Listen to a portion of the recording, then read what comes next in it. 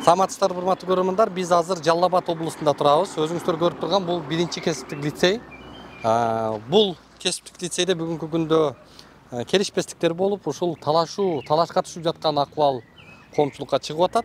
Мына ушундан улам бизди ушул мектептин, ушул лицейдин жамааты чакырып, биздин үнүбүз бар эле, биздин чындыгыбыз бар эле, жогорку бийликке жеткизип коюңуздарчы, коомчулукка чыгарып бериңиздерчи деген өтүнүчтөрү менен кайрылды. Биз ошол өтүнүчтөрүн жерде калтыра алган жокпуз.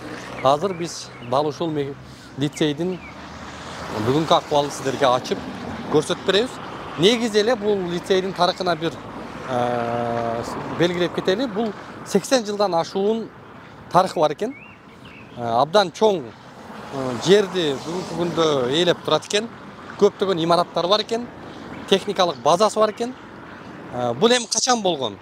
Ушул улуу октябрь революциясынан кийин өндүрүшкө, айыл чарба өндүрүшүнө, техникалык базага, ушул техникалык адистерге абдан муктаждыктар болуп, көңүл бурула баштап, ошол 1938 жылы дал ушул лицей ошол багытта ишмердүүлүгүн баштаган экен да. Эми ошондон бери мына 45-жылы согушта дагы ушул өздөрүнүн функциясын аткарып тургандыгын белгилешкен. Анан эми кече кийин 1998 жылы кайрадан ушул лицей макамын алып, бүгүнкү күндө лицей болуп, ушул техникалык айыл чарба багытындагы адистерди даярдап окутуп чыгарат экен. Биз азыр ичиндеги акыбалды, жагдайды ачык көрсөтүп бергени келдик. Анда биз менен болуңуздар. Биз мугалимдерге микрофон суналалы азыр.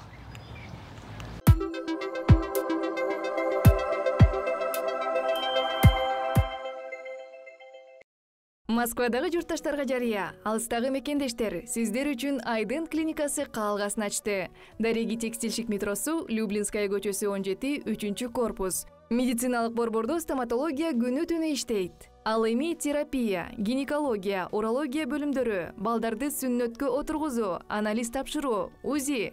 Саат 9-дан 21:00-гө чейин жума бою дем алышсыз кызмат көрсөтөт.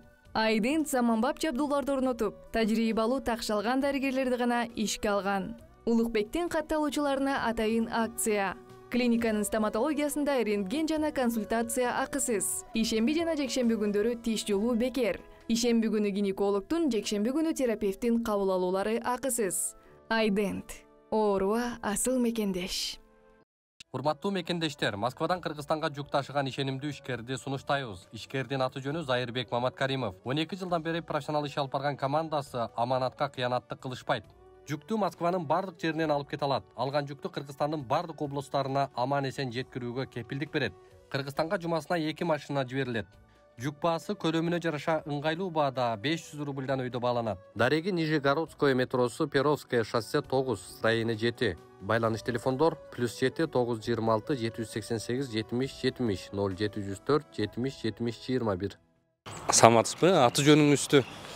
Менин атым Канназар Улан Абасбекович, ушул номер 1 кесиптик лицейдин окуу өндүрүштүк иштери боюнча директордун орун басары. Ушул окуу жайыңыздарга келдик. Сиздерге микрофон сунуп, сиздердин чындыкты дагы коомчулукка көрсөтүү максатында келип отурабыз.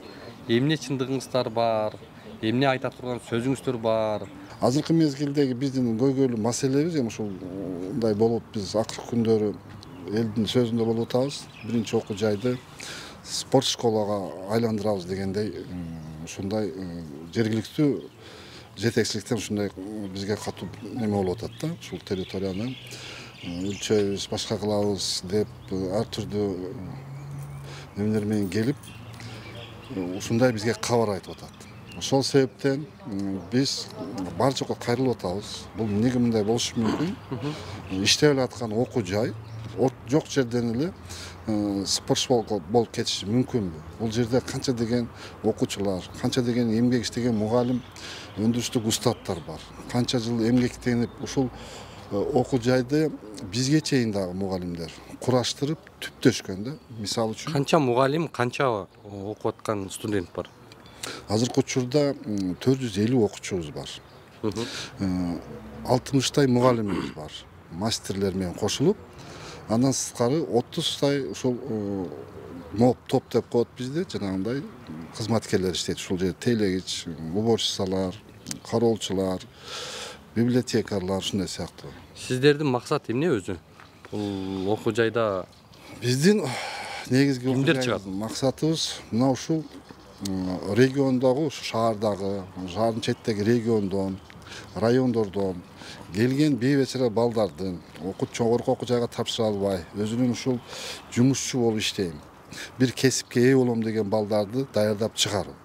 Алар ушул мамлекетибизде бир жерде нан сурап бекер отурбастан, ушул өзүнүн бир кесип үйрөнүп алып, ошол жерде үй бүлөсүн бакканга ушундай максат койгон балдарды окуп чыгарабыз. Биздин окуу жайда азыр 8 кесип боюнча даярдайбыз. Бул айыл чарба өндүрүшүнүн устаты, же болбосо фермер деп коебуз. Анан машина, тракторду, паркты оңдоочу устат деп коебуз. Механик деп айтылат ал. Андан башка айыл чарбага тигүүчү, тийиштүү адистерди даярдайсыздарбы кандай? айыл чарбасына тийиштүү. Бул айылда кандай ферма ачпасын, өсүмдүктү өстүрүү боюнча өзү трактор айдап, өзү эгинди эгип, өзү тракторун ремонт кылып, өзү тракторун сваркалап турган кесипкөйлөрдү даярдайбыз. Андан сырткары жеңил өнөр жайына даярдайбыз. Канча жылдык окуу жай бул? Лицей экен да ошол. Лицей бул жерде 3 жыл окушат, 3 жыл жана 9-дун базасынан 11-дин базасынан 10 ай окушат. 3 жыл окугандар диплом, аттестат алышат. Колдоруна трактор менен автомобиль көлүктөрүн алышат окуду деген. Тигүүчүлөр диплом алышат, тигүүчү деген аттестат алышат. Ушундай кесиптерди даярдайбыз. Автомеханик, швея, повар, сварщик, электромонтер деп. Бул электр тармагына балдар даярдайбыз. Транспорт тармагына ремонттогонго слесарларды даярдайбыз. Айыл чарбасына тракторист, агроном сыяктуу балдар даярдайбыз. Сиздер бул жагдайда эмнени каалап атасыздар да бүгүнкү ушул талашка түшүп аткан акыбалда сиздердин конкреттүү мындай бир доогуңуздарды айтсаңыздар да? Эми биз дообуз кандай, биз өкмөттүк окуу жай болгондон кийин өкмөт алдына чоң программаларды койгон да, мына ушул акыркы 5 жыл, акыркы 10 жыл мисалы үчүн ушунча жумушчу кадрлар даярдашыбыз керек. Азыр мамлекетибиз өнүгүп өсүп атат. Азыр мисалы үчүн шаарга инвесторлор келип, машина чогултуучу завод курайлы деп атышат. Аябай көп ишкерлер швейный цехтерди ачып алышкан, жумушчу таба албай атышат. Себеби жумушчу кадр жок. Сиз айтмакчы, бирөө юрист, бирөө экономист, ал тигүүчү болуп иштей албайт. Мына кече күндө эле Ошко барып келдик. Ал жерде дагы бир чоң ушундай экономический зона неме курушуптур. Бир эле цехтин өзүндө 1000 машина жумуш орун бар экен. Болгону 300 швеясы бар экен. 700 окуучу даярдап бергилечи ушу цехте самый последний варианттагы швейный машиналарыбыз турат. Бүт оборудование жаңы турат. Ушуга жумушчуларыбыз жок деп безилдеп атышат да.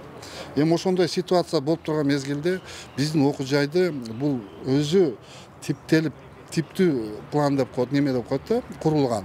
Бул ушул айыл чарбасына, транспорт тармагына, жеңил өнөр жагына шартталып курулган окуу жайда. Бул ушинтип түптөлгөн, ар бир классы, ар бир чогултулган болт, гайкасы, көрсөтмө куралы бул көп жылдан бери мындай түптөлүп куралган да. Эми буну сразу эле спорт школго айландырып, бул өкмөт үчүн өтө чоң чыгым да, аябай чоң. Буну кайта калыбына келтире албайт да. Бул өтө көп жылдан бери түптөлүп кеткан нерсени азыр жок кылып бериш бул болбойт деп ойлойм да. Азыр дагы бир кайталап коеюн. Бүгүн ушул бизде жумушсуздук абдан жогору экендигин, жумушка ушундай бир адистер жетишсиз экендигин турмуш далилдеп көрсөтүп турат. Ошол эле миграцияны айтабызбы, ички миграцияны айтабызбы. Бирок жогорку билимдүүлөрүбүз аябай көп, экономисттерибиз аябай көп, юристтерибиз аябай көп. Бирок ушул элементардуу орто кесиптин ээлери бизде жетишсиз. Анан эми мындай учурда, ушундай жетишсиз болуп аткан учурда сиздердин мындай ушунча чоң жерди ээлеп отурат экенсиздер, ушундай имараттар турат экен. Анан бүгүн ошол сиздердин талашып аткан мекемелер эмнени сиздерге негиздеме кылып, бул жарабай калды, бул ой кереги жок экен, бул болбой калыптыр, муну жакшырталы деген максатта кылып атабыз деп атса керек да алар дагы. Эми ошого сиздер кандай деп аргумент айтат элеңиздер да? Эми бизге асылгандын себебин эң основной причинасы бул мисалы үчүн ушул корпустардын ремонттору жок, каралбай атат. Жатаканада ушундай ситуация болуп атат. Биз эми бюджеттик организация болгондон кийин коммерция менен заниматься этпейбиз. Бизде мындай кирешебиз жок да. Булар ремонт. Бул эми өкмөттүн милдетинде турган нерселер да, өкмөт буга акча бөлсө ремонт болот. Бирок биз өзүбүздүн күчүбүз менен ушул 30 жылдан бери бул жерге же капремонтко, же башкага акча мындай бөлүнгөн эмес да. Өзүбүз мамлекетибиз зорго туруп келеатканда буга акча Түшүнүктүү. Өзүңүздөр эптеп кылдырап келатат экенсиздер. Канча каражат таптыңыздар?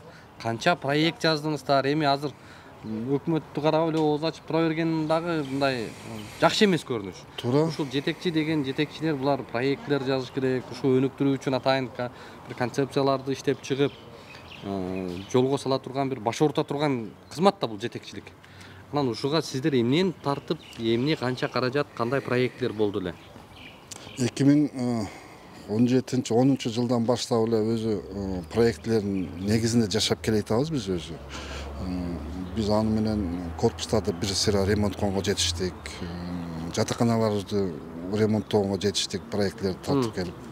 Андан сырткары 2017 жылы 28 миллион сомго окуу өндүрүштүк комплексибиз ремонттолду жарымы.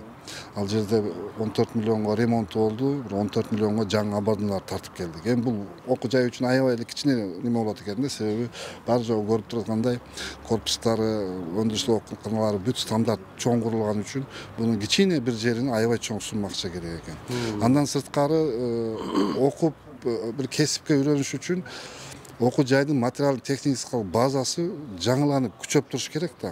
Антпесе бул союздан калган көп техникаларыбыз, көрсөтмө куралдарыбыз бар, ошолорду сактап келе атабыз. Бирок ал азыркы заманга ылайык болбой калган үчүн биз көрүнгөн инвесторлор менен, түрдүү проектлер менен азыр мисалы үчүн тигүүчүлөрүбүзгө швейный машиналарды алмаштырганга аракет кылып атабыз. Мына былтыры Мага аракет кылгандыгыңыздарды эмес, мага ишке ашыргандыгыңыздарды айтыңыздар. Канча каражат болду? Былтыры мисалы Канча үчүн суммада каражатты инвестиция тарттыңыздар бу жака?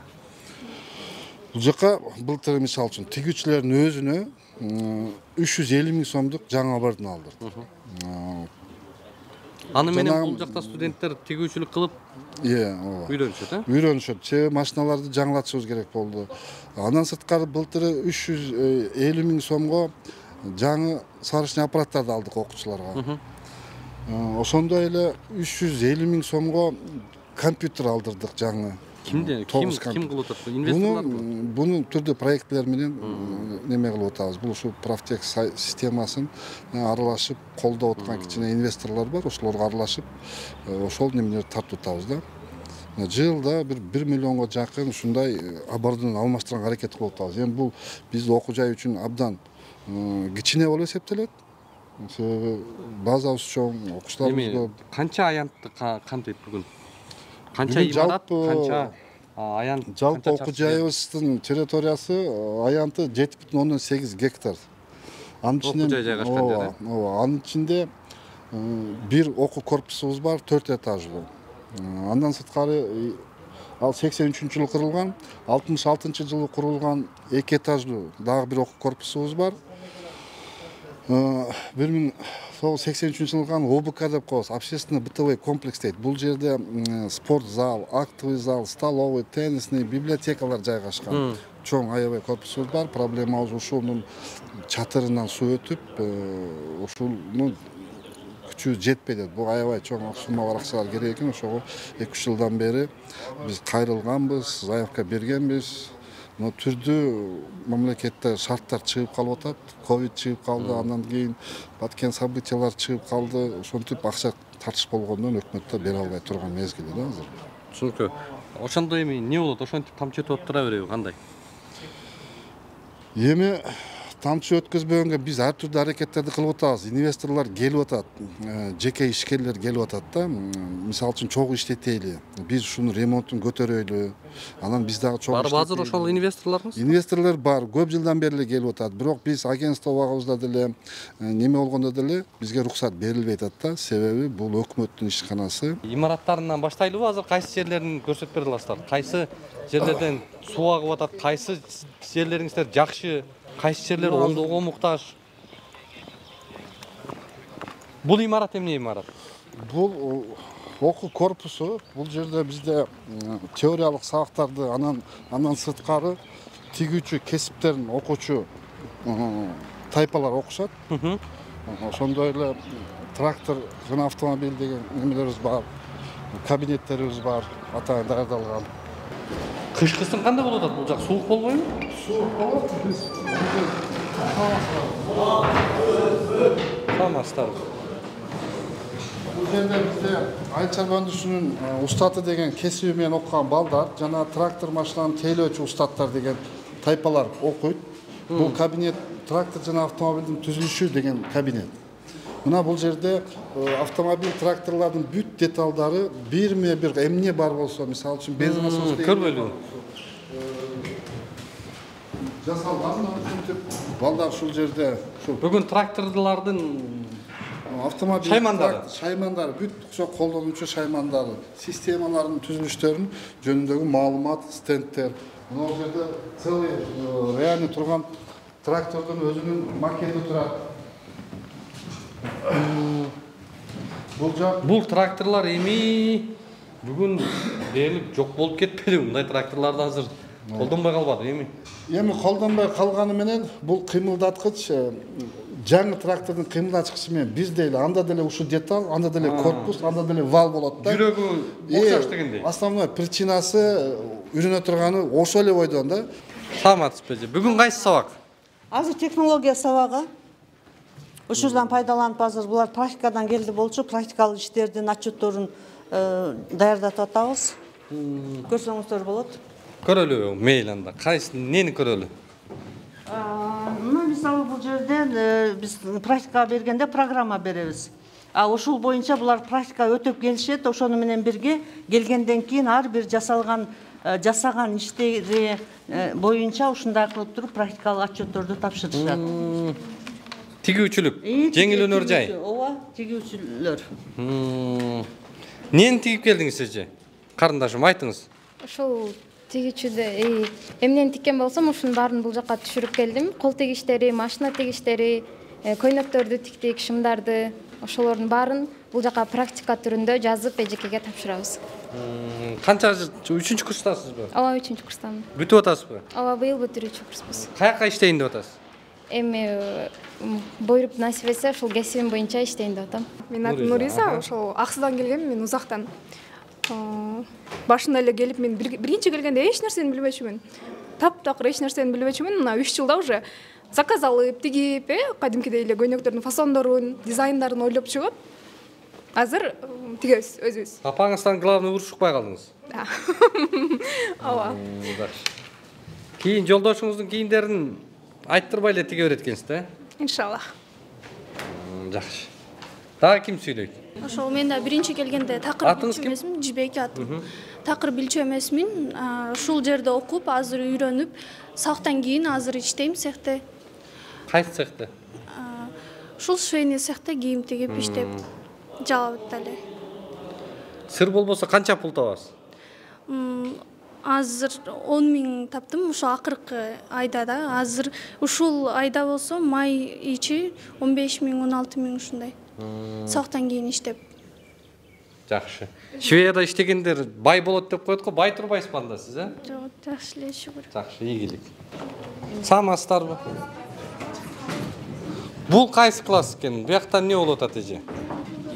Буларда тигүүчү тайпасы 3 жылдык окуй турган, бирок булар силер 2-чи курстар, 2-чи курста окуган кыздар. Дагы 1 жыл окуйт. Дагы 1 жыл окушат, ооба. Дагы 1 жыл окуйт. Бизде тигүү цехинин 4 тигүү цехибиз бар да, негизинен.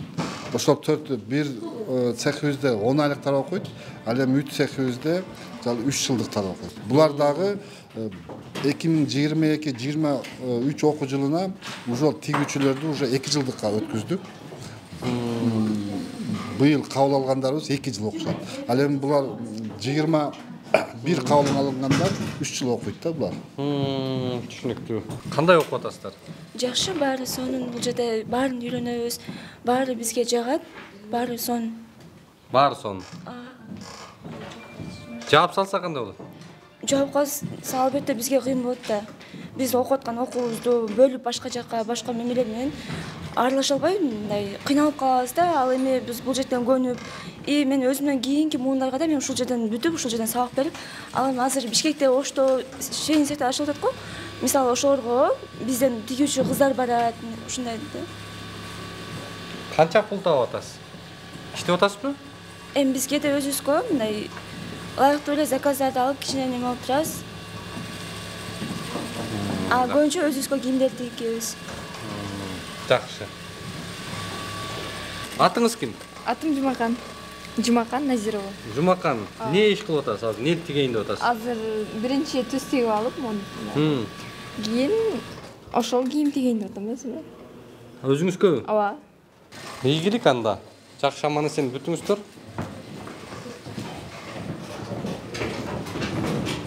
Макул эжеке, жакшытырыңыздар мейли.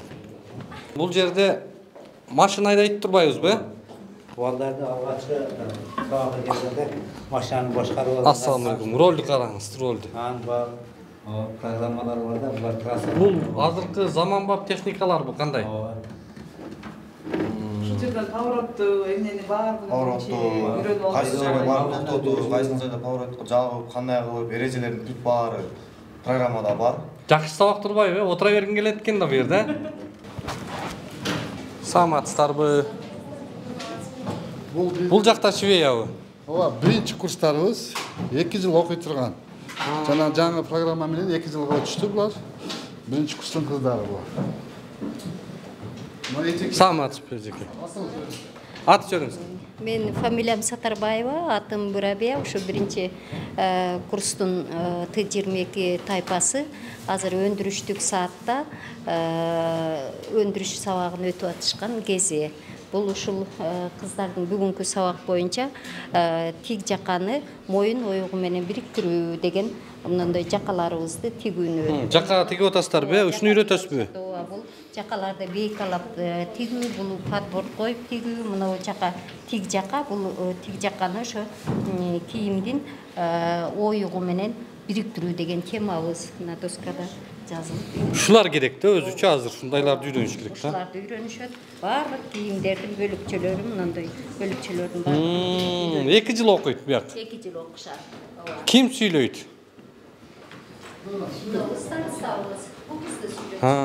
Саламатсызбы? Саламатсызбы. Атыңыз ким болот? Атым Шайким Айпери, Т22 тайпасынын биринчи курсунда. Каяктан келдиңиз? Мен Шардан эле. Жалал Абадтан. 17-нчи мектеп. Кандай болуп атат? Кандай экен? Бияк жакшы экен. Неге юрист болдуңуз? Анткени мен тигүүчүлүккө кызыгам. Биякка кызыгам. Экономистчи. Каяктан келдиңиз? Атыңыз ким? Мен атым Мурзаева Эльмира, Шардан эле. Тигүүчүлүккө башынан бери кызыкчумун.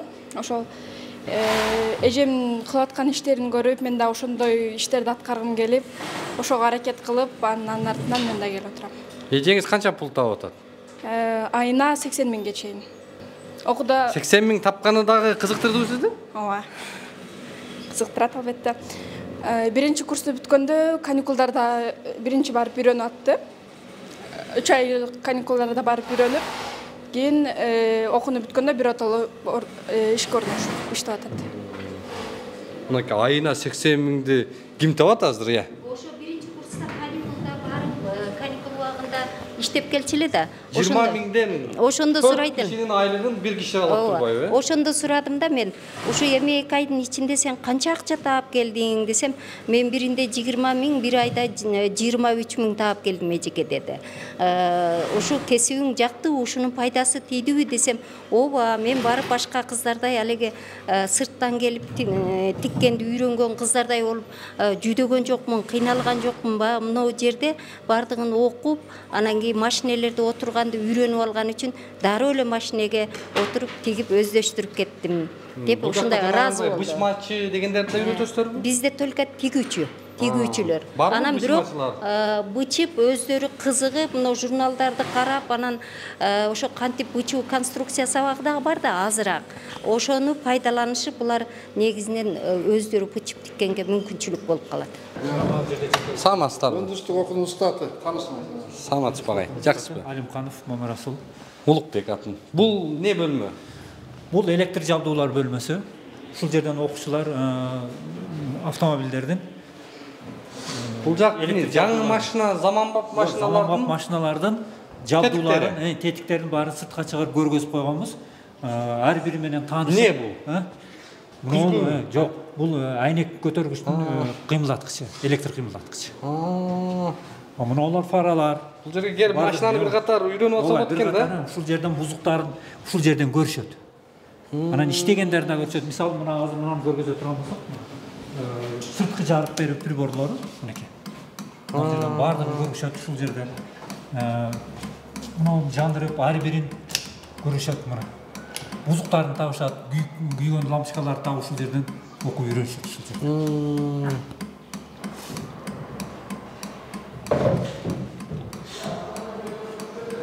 Бүт ооба, баардык системалар иштейт. Системалар экен да. Бул сырткы жарык берүү приборлор. Азыркы замандын машиналары. Ооба, азыркы замандын машиналары.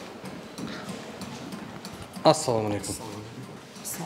Канчанчы курссуңар? 2-курс. Нени үйрөнүп атасыңар азыр? Бул жеке машина, машиналардын түзүлүштөрүн. Нурбек. Кайсыны айтып атасыңар бүгүн? Бүгүн биз жеке окууга келдик. Бул жеке өзүбүзчө 2-ден 3-төн чыгабыз бул жака. Бул жерде приборлорду үйрөнүп атабыз, машинанын тетиктерин. Кайсы жерде эмне бар? Мисалы үчүн бул машинанын компьютери, бул зажигание болсо, мына зажигание буга ток берсе, мына зажиганиядан бул немеге берет. Свечага берет да. Ушул сыяктуу болуп. Анан фарлардыкы неме? Фара күйүп калгандарын кайсы менен көрөсүңөр? Кайсы фараныкын? Фарлардыкын үйрөнүп атабыз.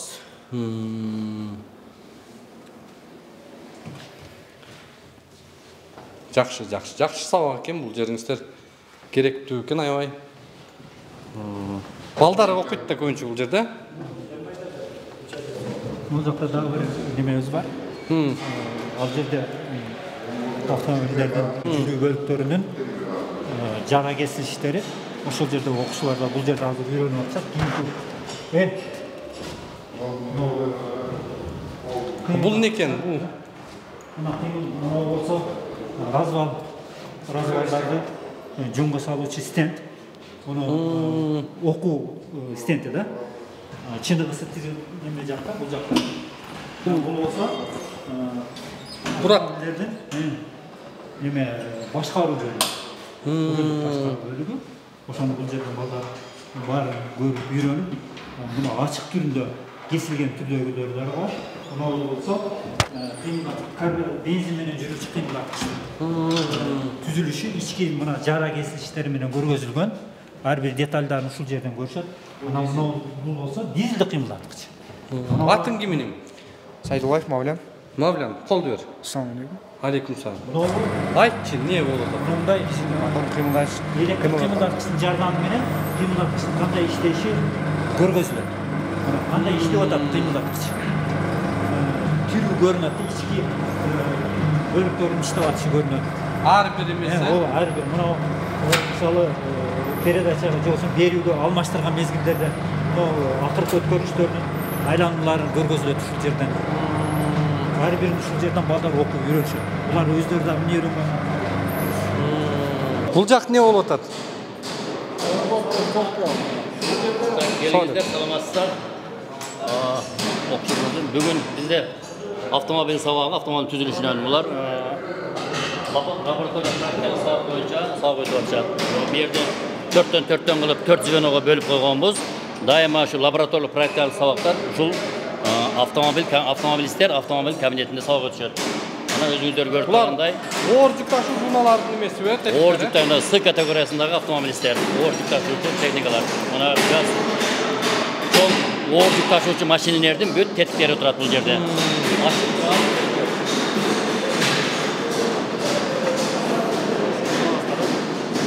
Салам алейкум. Не кылып атасыңар жигиттер? Коробканы бошотуп кайра чогултабыз, катыктабыз. Коробканы чачып атасыңарбы? Чачып азыр кайра чогултабыз. Столго барганда өзүңүздөр мындай сто ачып алып иштетсеңер болот турбайбы? Жакшы. Булар бир звено. Булар коробка бөлүштүрүп кутуну неме кылып атышат. Булар болсо жарым окту ачып, кайра салып атышат. Же ачып, кайра салып коюшту. Мына майлары төгүлүп, бул жерде неме кылышты. Үчүп көрүп, ичи кандай экенин бардыгын көрүп, үйрөнүп, колдору менен кармап, ачып жаап бул жерде үйрөнүшөт. Бул жакта болсо башка дагы бир звенобуз, эмнеде кардандык төбөл өткөргүч деген темада бир звено иштеп атышат. Буну менен окуйт. Кардандык төбөл өткөргүч темасы мына жагында турат. Мына жерде дагы технологический карта турат. Ушул технологический карталар менен карап туруп сабак баягы ачып, жаап, үйрөнүп, көрүп үйрөнүшөт. Өздөрүнөн да сурайбыз. Канча студент окуйт бул жерде? Мына бала сен эмне кылып атасың, иш кылып атасың, кандай кылып атасың? Карданды чачып, могу эмелердин поршендерин алып, кайра башынан курап. Кайсы учурда бузулат экен бул? Бул эми май калбай калып, анан бул жерде эме болгондо, мына поршендин эмелери, ине нукту эмелери майлабай ол жер жабышканда. Атың ким? Элдос. Канча болду келгениңе? Келгеним ушу быйыл келгем. 6 ай, 7 ай болуп калды. Муну бүтүп не кылайын деп атасың? Муну бүтүп ушу кесибимди аркалап иштейин деген ойлорум бар. Каяктан келдиң? Базар Коргондан келгем. Жакшы, ийгилик, аман эсен бүтүп алгыла. Ширетүүчүлөр.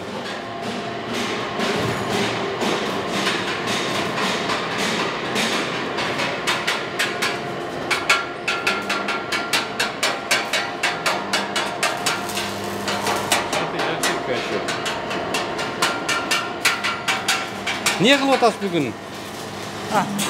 Не жасап атасыз? Сага темир кылдабыз. Мусор салгангабы? Ооба.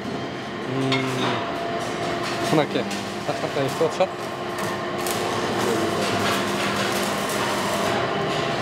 Булак көз көрмөйкен, чыгып кетели.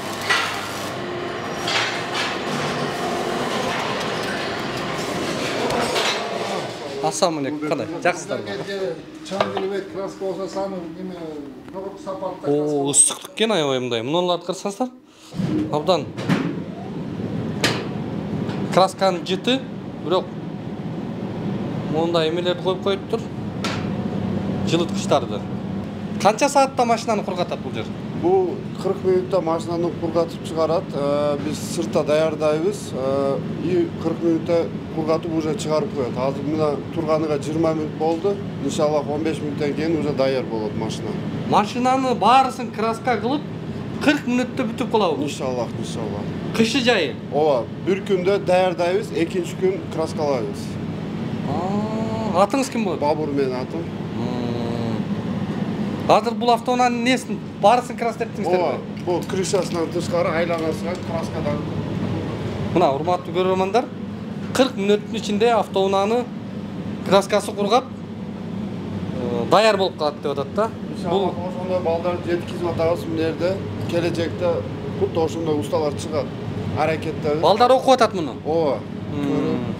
Иншаллах алдыда жакшы балдар чыгат. Абдан жакшы экен мындай. Өзүнчө атайын жылуулукту кармай турган багытта курулуптур да бул. Область боюнча жок да, бул камерачы, кургатуучу камерачы. Жалал Абад областында бир гана ошол жерде. Бул жагы ошол лицейге караштуу машина турушу жайыбыз, автодромубуз. Айдоочулукту практикалап этишет. Ооба, ошол жерден жекече айдоого чыгышат. Жеңил машинеге үйрөтөбүз. Анан грузовой С категориясындагы айдоочуларды үйрөтөбүз, тракторго үйрөтөбүз. Буну азыр айдап жүрөбү?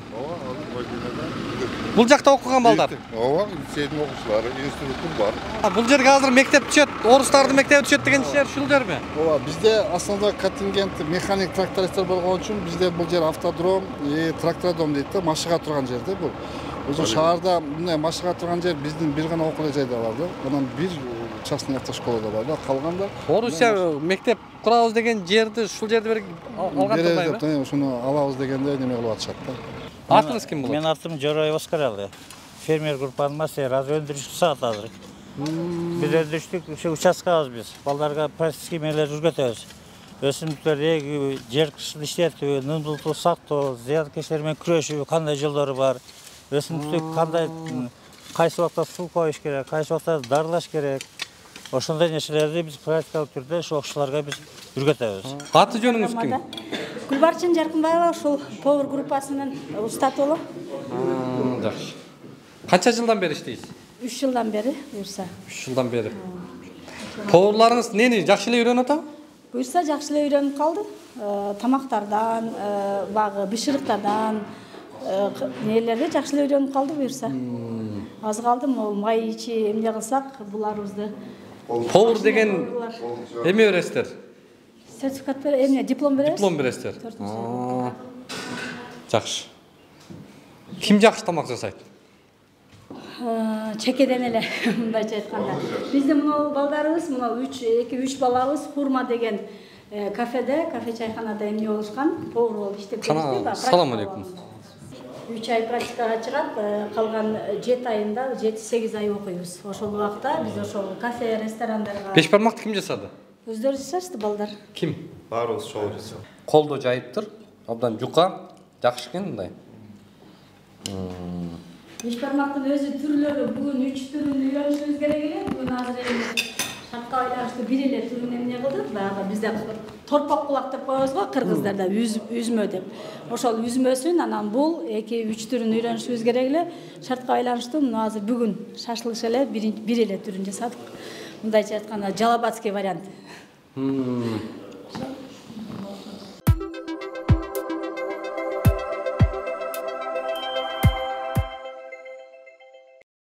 Урматтуу көрөрмандар, өзүңүздөр көрүп болгондой биз азыр бул жактагы ушул адистикке окуп аткан атайын процесстерди көрдүк.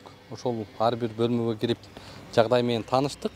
Анан эми азыр мына көйгөйдү көрүп чындыгында зенинге экен да. Но акыбал эмне деген көрүнүш, эмне деген жагдай.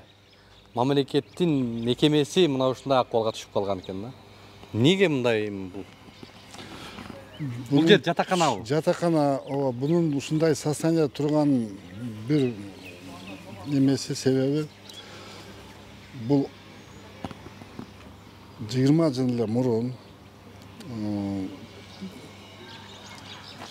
немеси перекрытиясы. Жанагындай мягкий кровля деп коет да, ошондой болуп жүрүп, суу аябай өткөн да. Суу 5-10 жыл өтүп жаткан бул. Андан кийин мүмкүнчүлүк таап жүрүп, үстү шипыр менен жабылды да. Бирок ошол мезгилде ошол суу өтүп, ушул экинчи этажга чейин түшүп келген да. Суу ушунчалык неме жанагы неме болгон да. Ошондо ушундай состоянияга түшүп калган да. Андан кийин биз бир жашап аткан балдар биринчи, экинчи этажын толугу менен ремонттоп чыктык. Эми 3 менен 4кө азыр кудуретибиз жетпей атат да. Буга каражат деле бөлүнгөн эмес, башка деле эмес. Биз азыр жашап аткан окуучулардын бүт немелерин ремонттоп, жакшылап сактап отурабыз. Муну ким оңдойт эми? Суу өтпөй деле калды. Эми бул өкмөттөн бизге каражат бөлүнсө бюджеттен биз ремонттойбуз да, андан башка алабыз жок. Биз уже буга сметаларды өкмөттүн каражаты, өкмөттүн бюджетин карап эле отура берүү дагы мындай Кандай болуп Жо биз проектлер менен bunun üstün жапканбыз, üstүлөрүн жаптык. Эми анын бар жогун кылып бергенге инвестор чыга бербейт экен да. Азыр муну аракет кылып атабыз. Мындайда азыркы моментте мына өкмөттүн саясатына, Садыр Нуркожоевичтин саясатына байланыштуу жанагы КЧП жеке өнөктөштүк менен иштеп жатабыз. Биз как раз ишкерди адам таптык. Ошол ишкерлер бизге ушул обществобузду, анан мына спорт залыбыздын үстүн обществону полный 4-нчы этаждан 1-нчи этажга дагы полный башкадан кылып чыгабыз. Отопление, свет, бүт бардын башкадан кылып туруп. Мунун баарысын жасайбыз деп. Ооба, мунун бардыгын ушу сентябрга чейин, Кудай кааласа, жаңы окуу жылын ачканга чейин жасап, бүтүп, анан кийин силерге жарымын беребиз, жарымын биз иштетебиз деп ушундай неме кылабыз. Биз ошону таптык. Ооба, жасап берген акысына, анан кийин аны дагы бир кандайдыр мөөнөт менен. Ошол мөөнөт бүткөндөн кийин кайтып биздин өзүбүзгө кала турган болуп атат да, калып. Ошол ишкерди бизге азыр жогору жактан ошол неме кылып берсе, урматтуу Садыр Нуркожоевичтен дагы сурап кетет элек, биздин училищаны ошол жагда училищаны өзүбүзгө эле калтырып, анан ошол ишкердүүлүккө ушунусу берсе, биз ушуга окшогон дагы далай нерселерибизди жаап, ишибизди бүтүрүп, өзүбүз каржылап, жакшынакай кылып иштейт элек да. Ушул суранып кетет элек биз ушу жогору жактан. Эми ичин бир баш багып көргүм келип атат да, бул сыртыго көрүнүп турат кандай экендиги. Эми ичи жашаганга болобу? Жашап атышабы азыр? Жашап атышат азыр, окуучуларыбыз бар. 1-2 этажда окуучуларыбыз толугу менен эле жашайт. 4 адамдуу экен бул жерде. Кыздар бир группада кыздар 4-өзү жатайлычы деп ошентип алышат да. Ата үч адамдык, анан 2 адамдык бөлмөлөр негизинен. 18-20 киши жаткан жерлер жокпу? Жок. Бир бөлмөдө, Бошто бир жатаканада 18 киши жатат экен бир бөлмөдө. Түшүнүктүү. Баары эле окшош экен да. Ушул жерде жашашат. Сексилер бар, бирдей стандарт бар, Союздун салынган. Сөз болуп аткан жатакананын акыбалы, көрүнүшү дал ушундай экен. Биринчи, экинчи кабатында кыздар, балдар жашайт экен. Биринчи этажда кыздар, экинчи этажда балдар. Үчүнчү, төртүнчү этажында чымчыктар, анан куштар, канаттуулар жашайт экен.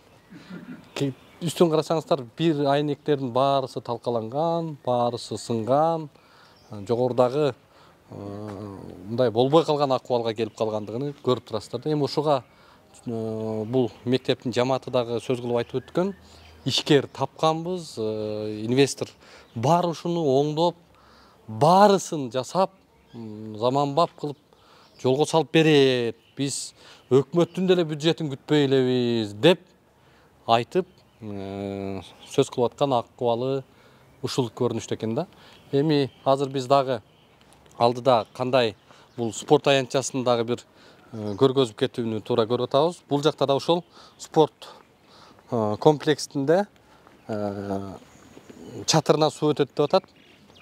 Чатырынан суу өтүп, бүгүнкү күндө ал жакта дагы такыр колдонууга мүмкүн эмес деп атышат. Ошону да сиздердин кээ бир мындай көзүңүздөргө көргөзүп өтүүнү туура көрүп атабыз. Эсил кайран СССР дегендей эми акыбалда экен да бияга. Жагдайлар эми акыбал болбой калыптыр, чын айтканда. Жыт эле билинип турат, жытынан эле. Жамыр жаганда өтүп кетип атат да. Мына ушул спорт зал. Спорт залдын акыбалы эми урматтуу көрөрмандар, муну карасаңыздар. Бул жакка атайын гүл тартылган эмес, атайын сүрөт тартылган эмес. Буну табияттын суусу, жамгыры, суу болуп ушундай сүрөт тартылып калыптыр да. Бул жактарды караңыздар. Полдорду караңыздар. Ушул жерде балдар окуй, спортко машыгышабы? Азыр эми сыртта эме кылып атабыз, негизинен таза абада азыр бул жерде өтпөй атабыз. Бул жак качан? Коопсуздугуна байланыштуу быйылдан, айрыкча быйыл өтүп кетти жазда. Бул жак эмне болот эми? Эми бул жакты жанагы ишкердүүлүккө менен иштеп калсак, болду, үстүн полный жаап берсе, ичин полный өзү ремонт кылып алабыз. Жакшынакай кылып, пол жакшы, бардыгы нормальный. Суу аккандан гана мындай көбөрүп кетти да. Аты жөнүңүз кандай? Досбат Нурмамат. Кесиптик сактар боюнча мугалиммин. Эмне жагдай айтасыз? Мен 11 жылдан бери ушул лицейде иштеп келе жатам. негизинен биздин бүтүрүүчү окуучулар баардык Кыргызстан территориясында, Россиянын территориясында эң алдыңкы жумушчулардан болуп иштеп келе жатат. Алардын негизги максаттары булар турмушунда начар үй-бүлөлөрдүн, жарым жетимдердин балдары.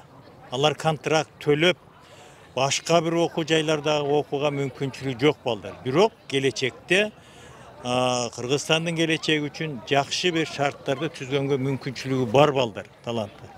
Кээ бирлери кийинчерээк алар жогорку билимдүү болгонго да аракет кылгандары бар. Так өзүнүн турмушун оңдогонго да мүмкүнчүлүктөрү бар. Эми бизге эмнегедир түшүнүксүз, внезапно эле биринчи лицейди жоюп, ордуна спорт мектепти уюштурабыз деген мэрия тарабынан ушундай бир сөздөр болду да. Эми негизги маселе бул мамлекеттик болгондон кийин мамлекеттик жетекчилердин өзү так чечими болуш керек. Мына ушул сөз болгонуна 3-4 ай болуп баратат. Биздин жетекчи тарабынан бир да сөз жок. Мамлекеттик деңгээлде алар чечилиш керек эле. Лицей өзү мамлекеттик уровенде калабы же спорт мектепке берилеби? Ортодо эле дууду сөздөн башка башка сөздөр жок да. Ушул жерде талаш болуп атат. Анан негиздеме кылып ушул мына спорт залыңыздар, ошондой эле жатакананын акыбалы экен, имараттардын эскилиги, ушундай жагдайларды жөө кылып атышпайбы? Анда ушул акыбалга эмне деп айтасың? Же оңолбосо азыр? Бул акыбалга келишинин бирден бир себеби мындай да. Бир нече жылдардан бери, Союз таркагандан бери бир да финансирование болбой атат. Текущий ремонт, капиталдык ремонтко болгону гана мугалимдердин зарплатасына акча берди. Ушул акыбал келгендиги ошол. Бирок ага карабастан азыр бизде областта бирден бир алдыңкы лицей болгондуктан областтын баардык райондорунан балдар келип окушат. Кызыгып билим алат баардыгы. Себеби билим деңгээлди берүү, бу жерде жогорку квалификациядагы мугалимдер сабак берет. Өндүрүшчү сабактан, теориялык жалпы билим берүү тараптарынан баардык немелер боюнча. Жакшы кесиптерди алып кетет бу жерде. Кесиптер сварщиктерди алышат, электриктерди алышат, тигүүчүлөрдү алышат, айдоочу, трактористтерди. Баардыгы өндүрүштө керектүү болгон кесиптин ээлери болуп чыгышат. Мына ошол себептен бул жерге баардыгы кызык келип окуйт. Биздин областтын территориясында башка лицейлерге караганда берин өзгөчөлүгү жогору. Эми жасалганга муктаж экен да бул жер азыр. Бул жерде бирден бир зарыл нерсе капиталдык ремонтту талап кылат. Себеби спорт зал ашкана деген менен актовый залдын үстүн сөзсүз жабыш керек. Ал эми общежитие жалпы жатакана боюнча дагычы бул жерде капиталдык ремонт керек. Капиталдык ремонтко андайдуу инвестор табылса, башка мамлекет каржылагандай инвесторду табууга көтүүгө биз мажбурбуз да. Эми азырынча инвесторлор дагы өздөрү келип биздер макулдук сурап атат. Бирок министерство азырынча макулдугу бере элек экен. Биздин билгенибиз боюнча. Эгер макулдугун берсе, мамлекеттик жеке партнерство ишке асса, анын үчүн атайын закон бар экен да. 2021-жылы 11 по-моему, ноябрда чыгарылган президенттин ошо закону бар экен. Бул законго карап неме кылса, оңолуп кетет. Барды жок кылыш оңой, жоктон бар кылыш өтө кыйын нерсе да. Бул жерде азыр бардыгы коллектив, окуучулар бар аракет кылып аткандан кийин бирөөлөр белгисиз, тосо кайра башка бир жаңылык ачабыз деген нерсе. Ал наоборот ушул жерди колдоп, келечектеги атайын элге керектүү болгон муундарды бул жерде тарбияласа жакшы эмеспи? Мына урматтуу көрөрмандар, биз өзүңүздөргө болгондой азыр биринчи кесиптик лицейдеги жагдайды ушул Жалал Абад шаарындагы лицейдин бүгүнкү кейпин, мугалимдердин үнүн уктук. Эми бул боюнча ушул Жалал Абад шаарынын мэриясы ушуга кызыктар болуп, спорт мектеп кылабыз деп айтып атат деп ушу талашып аткан негиздемесин ошо Жалал Абадтын мэрине барып өзүнөн сурайбыз. Анда биз азыр мэрияга барып, бул жагдай жөнүндө мэрдин үнүн угалы. Жүрүңүздөр. Assalamu alaikum. Дагы бир жолу. Атыбыз Улукбек. Көз карандысыз журналистпиз. Сиздин аты жөнүңүз? Ормоков Эрисбек Абдижалилович, Жалал Абад шаарынын мэрі. Бир-эки жагдайды сизден тактап алалы дедик эле. Номер 1 талашка түшүп аткан кесиптик лицей боюнча. Мэр катары сиздин позицияңыз кандай? Так, биринчи кесиптик лицей боюнча мен айтып кетейин. 2022 жылы элдик курултайга Жалал Абад шаарынан Акматов Кубаныч деген аксакал шайланып, 25-26 ноябрь күндөрү президент менен жолугушууга барганда, ошондо элдин арасындагы көйгөйдү алып чыгып президентке жеткизүү максатында. Курултайда айткан. Курултайда ошондо мен эсимде ошо номер 1 кесиптик лицейди спорт жатак мектебин кылып бергиле деп ушу сунушту айткан. Аны биз кабыл алдык да, ошол жакта көтөрүлгөн маселелер боюнча иштеш керек экен. Анан биздин Түштүк областында Ош, Баткен, Жалал Абад спорт жатак мектеби жок. Анан ушуну көтөргөндөн кийин биз бул боюнча иштей баштадык. Анан биз өзүбүздүн сунушубузду бердик. Номер 1 кесиптик лицейди бизге сунуш берип атпайбы? Анан биз аны өкмөткө сунуштап атабыз. Ушул Жалал Абад шаарына Түштүк регионунда бир спорт мектебин ачып бериңиздер, спорт жатак мектебин депчи. Ош, Баткен, Жалал Абад үчөөсүнүн бирөөсүнө? Үчөөнүн жок. Үчөөсүнө теңби? Үч областтын бирөөсүнө Жалал Абад шаарында ачып бергиле депчи. Ошол сунуштун негизинде биз сунушту бердик. Биз 2 миллиард акча каражаты бизге бүгүнкү күндө бөлүнүп атат. Ошол акча каражатынан 120 миллион сом ушу кесиптик лицейдин ордуна спорт жатак мектебин жайгаштыруу боюнча биз ушул иштеп атабыз. Түшүндүм. Мэр боюнча сиздин позицияңыз ошондо эмне айткыңыз келип атат? Мен позициямы билгиңер келсе, мен өзүм позициямды сизге билдирем. Жалал Абад шаарында бүгүнкү күндө 2 кесиптик лицей бар. Бири номер 1 кесиптик лицей, экинчиси 75-тик кесиптик лицей. 15 километр аралыктан жайгашкан шаар менен чектеш жерде 36 кесиптик лицей бар. Бүгүнкү күндө кесиптик лицейде биринчи кесиптик лицейди алсак, балдар бир 600-700 бала окуп атат дейт. Мен өзүм кышында барып текшерүүдөн кийин 45 бала окуган өзүм көзүм менен көрүп келгенмин. Мен ушул чечимди кабыл алганга чейин өзүм бир бут басып көрүп келейин деген ниетим болгон. Анан чын-чынына айтканда ичинде спорт залы, актовый залдары өтө начар. Отоплениялары жок, балдар кышында курткачан окуп аткандарын көргөм да. Ошондон бери бардыңызбы элексе? Ошондон бери биз 2023 жылкы коопсуздук 2023 жылкы военный учение болду. Андан кийин биз дагы бар бир кыйла ремонт иштерин жүргүзүп бердик. Асфальтын басып бердик. Канча каражат бөлдүңүз? 1 миллион сом акча каражаты биз шаардык военкоматка бөлүп бергенбиз. Ал жерде эми матрас алыш керек, ремонт. Жок, военкомат эмес, лицей боюнча. Жок, лицейге биз акча бөлүп бере албайбыз да, бул билим берүүнүн тармагы. Түшүнүктүү. Мекеме бизге карабайт. Мекеме карабаса, эч нерсе сизге тиешеси жок деп атасыз да? Сиз эмнеге өзүңүзгө тиешеси жок жерди сунуштама берип атасыз анда? Биз мен өзүмүн чечимим менен, өзүмүн буйругу менен ушундай спорт жатак мектеби болсун деген чечим жок бизде. Биз сунушту бере алабыз. Как шаар кала башчысы катары шаарга ушундай окуу жай ачылсын. Кимге сунуш бердиңиздер? Биз өкмөткө сунуш беребиз, билим берүүгө сунуш беребиз. Ошо сиз кимге бердиңиз ошол боюнча? Мен өкүлгө сунуш бергем. Губернаторга, туура экен. Меники түз кетпейт да.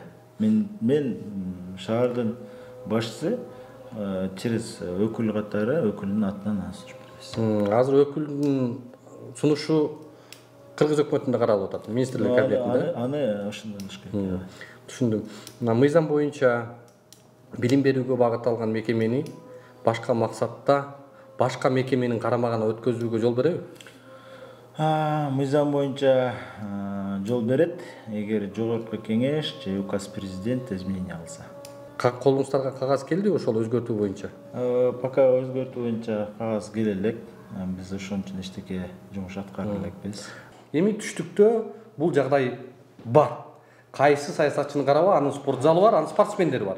Бул жерде саясий кызыкчылык жокпу? Сиз туура айттыңыз, Улукбек мырза. Баягындай өзүнчө жеке ишкерлер, жеке саясатчылар клубтарды ачып алып, ошол жерде спортчуларды даярдап, өзүнүн аркасынан жетелеп жүрөт го, бөлөк багытта спортчуларды бөлөк нукка буруп коет да. Биз ошол нукка бурулуп кетпесин. Бул мамлекеттик идея болсун. Идеологияны колдосун. Мамлекеттин мунун артында бир саясатчынын кызыкчылыгы жокпу? Саясат жок. Эгер мен жеке өзүм кызыкчылыгы менен спорт клуб ачсам, анда айтсаңыз болот. Бул мамлекеттин жүргүзүп аткан саясатында ойной турган спортчуларыбыз болот да. Мамлекеттин 8 вид олимпийский вид спорта ошол боюнча тарбиялана турган спортчулар болот. Спорт десем, кечке эле спорт менен заниматься эте бербейт да. Билим алат булар. Ошол эле 9-дун базасы менен спортчулар кирген болсо, ошол эле математиканы окуйт, ошол эле адабиятты окуйт, ошол эле тарыхты окуйт. Спортчулар десе сиз бөлөкчө ойлобоңуз да, кунагысыны, анан кийин бирөө аны алып кел десе, аны алып келет. Андай болбойт биздин спортчулар. Биздин спортчулар интеллигентный спортчулар. Бизге спортчуларды чыгаруу маанилүүбү же мэр катары сиз буякта адамдар адис кесип ээси болуп чыгаруу маанилүүбү? Кимисин тандашы керек? Ошону айтып атпаймынбы? Мен билим берүүнү да колдойм. Улукбек мырза. Мына ошол эле биринчи кесиптик лицейдин 3 гектар жерин российский мектеп курулуп калсын. Ошол жерде биздин балдар илимдүү, билимдүү чыксын деп атабыз да. Анан 9-класска чейин барып туруп, кээ биркиси орто кесиптик ээси болгусу келет экен да. Ошо биринчи лицейге барып окуйбуз дейт экен. Ошо биринчи лицейде окуган балдар эмне үчүн 75-чи лицейге барып жайгаштырсак болбойт? Эмне үчүн ошол эле эгер номер 36-чы кесип ал жерде база маселе болуп атыптыр да. База ушул эле базаны ошол жака маселе болуп атса жайгаштырып беребиз.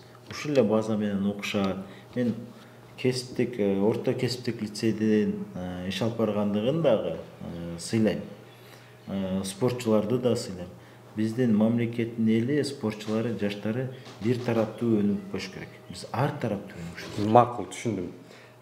Жалал Абад облусунда, Жалал Абад шаарында ошол спортчуларга көңүл бура турган бир жер жок болуп атабы? Мен дагы айтып коеюнчу. Бүтүндүү, бүлүнтүү деген сөз бар го. Илгертен бизде ошол жанагы приватташтырып, баарын приватизация кылышып. Сөзүмдү сиз бөлүп койдуңуз да. Мына биздин Жагунун астында колледж бар. Ошол жерде биринчи кесиптик лицей үйрөткөндөй эле тикмечилик менен, ширетүүчү менен, кондитерский менен, кулинария менен окута турган колледжибиз бар да. Жатаканасы менен, бекер десе бекер, ушундай шарттарыбыз бар да. Биз ушул жагынан карашыбыз керек да. Бүгүнкү күндө Билим берүү министрлиги өзүнүн карамагындагы билим берүүгө багытталган мекемелерди эптей албай калгандыгынын бир кабар берип атабы, кандай? Сиз айтып атасыз, эми жарытпай атат, байкуш эми акыбалы болбой эле калыптыр деп атасыздар да. Анан ошону кыла албай аткан министрликте маселе болуп атабы? Жок, мен эми мындай да, билим берүү министрлиги көп тармактуу да. Ага мектептер, садиктер, жогорку окуу жайлар, кесиптик лицейлер кирип кетет да.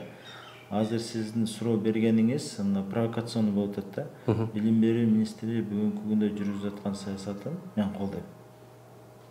Бүгүнкү күндө биздин студенттер сырт жакка барып окуганы толук мүмкүнчүлүк алып атат. Бөлөк мамлекеттен келип. Жок, маселе ал жакта эмес. Мен ток эле ошо лицейди карай албады деген сөздү түшүнүш керекпи же? Ал эми саясий вопрос, анан кийин бул провокационный, буга мен жооп бербейм. Бул провокация сурообу? Эми мен ошондой өзүмө кабыл алам. Буга мен жооп бербөгөнүм толук бар. Сиздин укугуңузду сыйлайбыз, анда көңүл буруп убакыт бөлгөнүңүзгө рахмат. Саатыңызды көрсөтүп калдыңыз. Анда бизге уруксат, анда сизди кармабайлы. Ийгилик анда. Баарысы мыйзамдын алкагында кеткени болушу керек. Биз эч кимди кыйнаган жокпуз. Мыйзам менен күтүп атабыз. Рахмат, жакшы болуңуздар. Сизди сыйлайбыз. Бүгүнкү күндө сиз менен экинчи рет жолугушуп атабыз. Макул, жакшы болуңуз. Атайсыз. Биздин атыбыз Улукбек, фамилиябыз Карыбек уулу, журналистпиз. Эркин. Сиздин аты жөнүңүз кандай болот? Атым Мусеков Уланбек. Билим берүү министрлигинин биринчи орун басары. Кубанычтабыз. Биз министрге мына экинчи күн келдик, бир жолуга албай атабыз. Министр иш сапарда. Төрагам менен бүгүн иш сапарга кеткен, бүгүн болбойт. Анын азыр ошол боюнча, ушул чарба иштери боюнча сиз карайт турбайсызбы?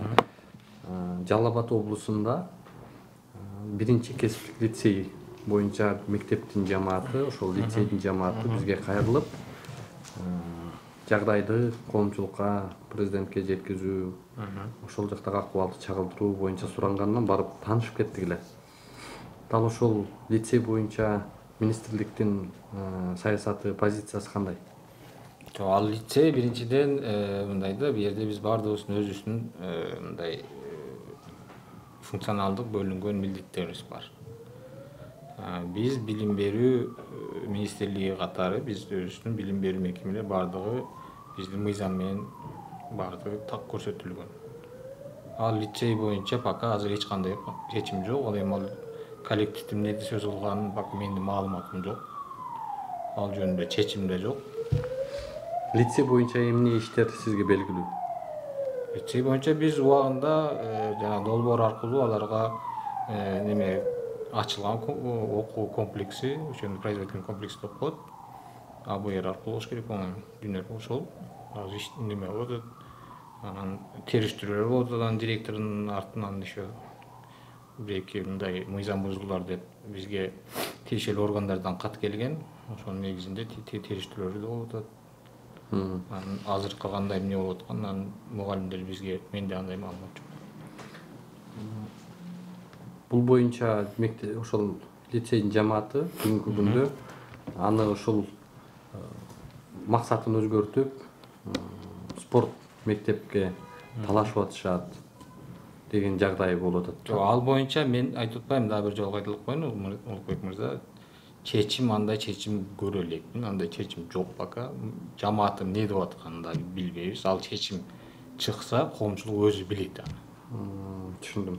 Министрликтин ал жерде да бир маалымат катары, мына бизде жакшы азыр саясат жүрүп атканда, мына мектептердин санын көрдүм, ал территориясы чоң, өзү мындай кесиптик лицей. Биздин жанагы Россия Федерациясы менен болгон келишимдин ортосунда ал жеринде да орус, кыргыз мектеп салынат. Ошол бизде келишимде да көрсөтүлгөн, эки тараптуу келишимде маалымат бар. Бирок ал быйыл эмес, кийинки жылдар каралган. Ошондо ал мындай бир техникалык лицей экен да? Азыркы учурдагы? Азыркы учурда. Анын территориясы дагы ошол техникалык лицейге ыңгайлуу экен да, мындай. Бардык тараптары. Жок, ошону айтып атпайм мен сизге. Техникалык талаптарга жооп берет экен да. Анан эгер азыр ал жерде ошондой четинен кертип биз көрдүк, буга чейин айланасы бүт жанагындай менчиктештирилип, колдон колго өтүп, үйлөр түшүп, ал кайсы убакытта болуптур? Бул көп болуптур, ал бул иштин болгондо көп болуптур да. Анан азыр территориясы бир аз кичирейиптир, бирок жакшы эле экен. Анан бул да коркунуч болуп атат, эртең ошондой жагдайлар жаралып калбайбы депчи. Мындай да туура, бирок биз биздин мыйзамда так көрсөтүлгөн. Бул мекемелер бүт эгер берилсе только билим берүү максатында. Мисалы, ал жерде мектеп ачылабы, жогорку окуу жай ачылабы, башка мекеме ачылабы, мектепке билим берүүгө байланыштуу биздин мыйзам жол берет. Ошон үчүн анын территориясы сиз айткандай, бирок мен сизге дагы айтпайм, анын ишмердүүлүгү боюнча да немелер жүрүп атат. Ал жерде эки тараптуу болгон үчүн сиз мындай эркин журналист катары бир ортодо бир акыйкатты көрүшүңүз керек. Анан бир тарапты колдонуп эле бир тарап жаман, мамлекеттик орган жаман, тиги жакшы деген саясаттан алысыраак болуш керек да. Бул жерде сизден ошол эле мындай сураныш да. Биз ошол бейтарап болуш үчүн сиздерге келип микрофон сунуп атабыз да. Негизи эле бул сиз жана билим берүү боюнча билим берүү мекемелеринин менчиги, ошо 47-чи беренени айтып атасыз да, билим берүү боюнча.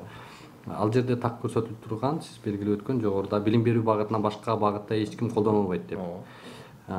Бүгүнкү күндө лицейдин статусу өнүктүрүлүшү керекпи же аны билим берүү министрлиги мындай карай албай калдыңыздарбы? Жок, биз азыр баягы эле чоң бизде мындай форум болду, именно ошол кесиптик лицейлер боюнча министр өзү катышып тиешелүү орун басары менен чоң келишим меморандумдарга кол коюлду. Аны сиздер маалымат каражаттарынан да окудуңар болуш керек.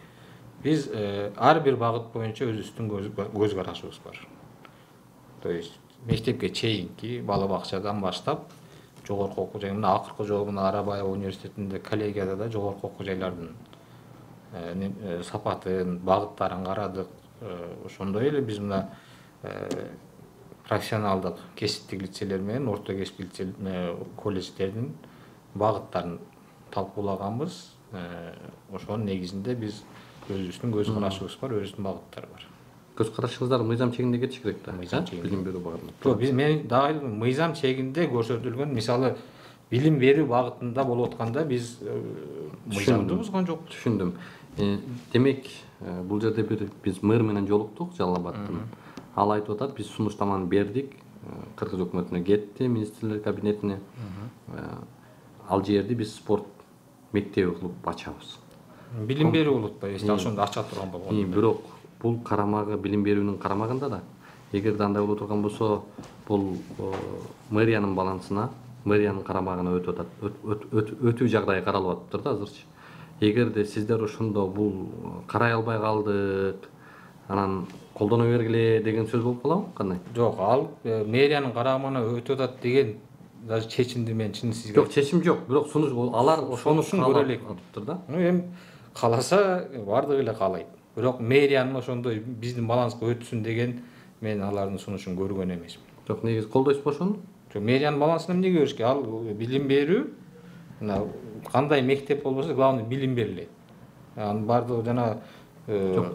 Маселе бул жерде сөз талашыбыз ал жерде эмес. Мен бул мекеме билим берүүнүн менчиги да. Билим берүү министрлигинин менчиги. Менчиги эмес, мында бизде сиздердин карамакка таандык. Эми ошону башка колго өткөзгөнгө сиздер карай албай калгандыктанбы же ошону келе албай аткандыгыңыздардын белгисиби же бул жерде кандай башка саясат болушу мүмкүн? Жок, ал жерде эч кандай саясат жок биринчиден. Саясаттан алыс болду. Биз билим берүү тармагы биз саясатка жок, мен саясат эмес, бул саясат эмес, сиздердин билим берүүдөгү саясатыңызды айтып атам. Биздин билим берүүдөгү биздин саясатыбыз именно билим берүүнүн сапатын жогорулатуу, билим берүүдөгү болгон бардык тутумдарды өзүбүздүн тиешелүү бизге бөлүнгөн, бизге каралган багыттарды түшүндүрө албадымбы? Мен сизди түшүндүм. Мен айтып атам, эгерде ал спорт комплекс болуп кала турган болсо, бул Кыргыз Республикасынын Маданият, маалымат жана туризм спорт министрлиги, спорт министрлигине бул Маданият министрлигинин карамагына өтүп калып атпайбы автоматтык түрдө? Мен ошону айтып атам, силер билим берүү министрлиги, эгер бул жакта ал спорт комплексине өтүп турган болсо, ал автоматтык түрдө Маданият министрлигинин карамагына карап калат. Демек, силердин министрлик аны карай албай, ошол лицейди өнүктүрө албай калгандыктан берип атасыңарбы, же аларды силер ыктыярыңар менен ушул ушуну түшүнгүм келип атат да? Жок, сиз менен уксаңыз, сиз мен сизди угуп атам, сиз да мени угуңуз. Биз бардыгын караганга биздин мындай айтканда биз бөлүнгөн бизге каражаттар, мисалы алардын ичиндеги ремонт немелерине бизде каражат каралбайт. Именно кесиптик лицей менен каралат, мындай косметический ремонт деп коелу. Бизде көбүнчө мына биз мектеп багында көбүрөөк талап кылган үчүн бизде айлыгы, башкалары бизде. Кээде ремонттор бул жергиликтүү бийликтер өздөрүнүн каражатынан кылып, бул мыйзамда да жазылган, так неме биз майда ремонтторуна биз беребиз. Коргоо министрлигинин өзү менде ошол 47-чи берене билим берүү тутумунун менчик мамилелери жөнүндө беренени окуп берейин анда.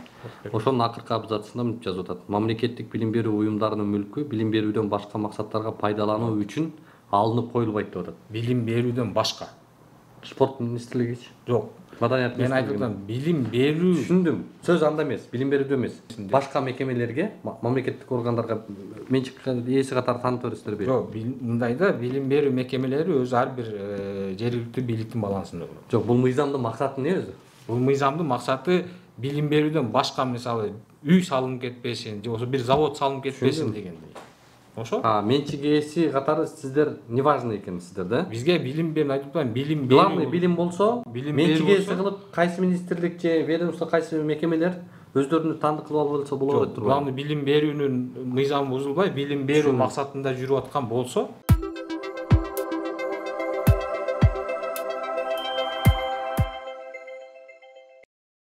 Здравствуйте, дорогие друзья! У нас хорошая новость. Наша команда «Умытстрой» со 2 по 5 июня будет с рабочим визитом в городе Москва. В программу нашего визита входит презентация нового строящегося дома «Мурас», консультация от наших специалистов. Также вы получите ответы на многие волнующие вас вопросы, как купить квартиру. Итак, друзья, ждем вас по адресу метро Киевская, площадь Европы 1А, Чайхана, Евразия.